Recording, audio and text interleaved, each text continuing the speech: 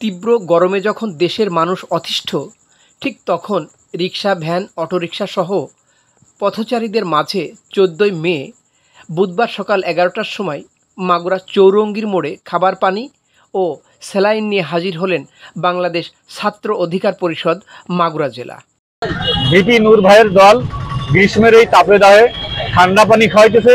আমরা তাদের কর্মকাণ্ডের উপরে আমরা সন্তুষ্ট। এই গরমের ভিতরে এই ঠান্ডার শরবত খাওয়াচ্ছে, এর জন্য আমরা অনেক খুশি। অনুষ্ঠানে সার্বিক সহযোগিতায় ছিলেন ডাক্তার মোহাম্মদ খলিলুর রহমান, স্বাস্থ্য বিষয়ক সম্পাদক, গণ অধিকার পরিষদ মাগুরা জেলা শাখা।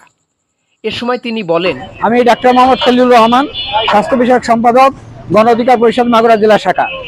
আমি ছাত্র অধিকার পরিষদ থেকে যে গরমের ভিতরে স্যালাইন খাওয়ানোর ব্যবস্থা করেছে সেটি উদ্বোধন করার জন্য আসছি। আমার সাথে আমার আরও যুব অধিকার, শ্রমিক অধিকার এবং ছাত্র অধিকার আছে। আমরা সবাই মিলে আজকে বিভিন্ন পক্ষ থেকে আজকে এই গরমের মাঝে স্যালাইন এবং শরবত খাওয়ানোর ব্যবস্থা করছি। মানুষের শরীর সুস্থ রাখার জন্য এই যে প্রচন্ড গরম চলছে, এই গরমে মানুষকে ঠান্ডা পানি বা ঠান্ডা শরবত খেতে হবে।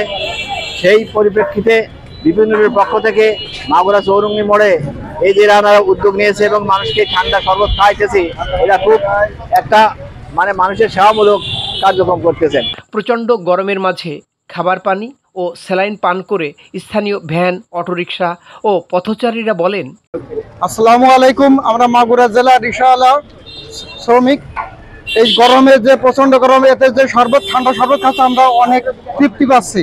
আজকে গণ অধিকার পরিষদ তার অঙ্গ সংগঠন ছাত্র অধিকার পরিষদের পক্ষ থেকে মাগুরা জেলার পথচারীদের মাঝে তৃষ্ণা, এই প্রচন্ড গরমের তৃষ্ণা মেটানোর জন্য আমরা আমাদের পক্ষ থেকে এবং ভিপি নূরের পক্ষ থেকে মাগুরা জেলার পথচারীদের মাঝে শরবত বিতরণ এবং পাশাপাশি খাবার স্যালাইন সহ বিভিন্ন প্রকার প্রোগ্রাম হাতে নিয়েছি। তারই ধারাবাহিকতা বজায় রেখে আজকে আমরা মাগুরা চৌরঙ্গী মোড়ে শরবত বিতরণ করছি। আসসালামু আলাইকুম। আমি সৈয়দ এজাজ আহমেদ, সদ্য সাবেক সভাপতি বাংলাদেশ ছাত্র অধিকার পরিষদ মাগুরা জেলা শাখা। আমি 2022 সাল থেকে মাগুরা জেলা ছাত্র অধিকার পরিষদের দায়িত্ব পালন করছি। বিগত ফ্যাসিস্ট হাসিনা সরকারের আমলে আমরা জনগণের উন্নয়নের জন্য, জনগণের সেবার জন্য বিভিন্ন কার্যক্রমের উদ্যোগ নিতাম। কিন্তু তখন ছাত্রলীগ নামক গুন্ডা বাহিনী আমাদেরকে বিভিন্ন সময় এই মাগুরা শহরে রক্তাক্ত করেছে, আমাদের উপর বিভিন্ন সময় হামলা করেছে। বিগত 8-9 মাস খুনি হাসিনা সরকার পলায়ন করার পর বাংলাদেশের সরকার এখন নতুন করে পরিচালিত হচ্ছে। বাংলাদেশের জনগণ এখন সুখে শান্তিতে বসবাস করতে পারছে। আমরা যারা জনগণের জন্য কাজ করতে চাই, ছাত্রদের জন্য কাজ করতে চাই, যুবকদেরকে নিয়ে একটা সুশৃঙ্খল শান্তিময় বাংলাদেশ বিনির্মাণ করতে চাই, আমরা এখন কোনো বাধা বিঘ্ন ছাড়াই মানুষের কল্যাণের জন্য কাজ করতে পারতেছি।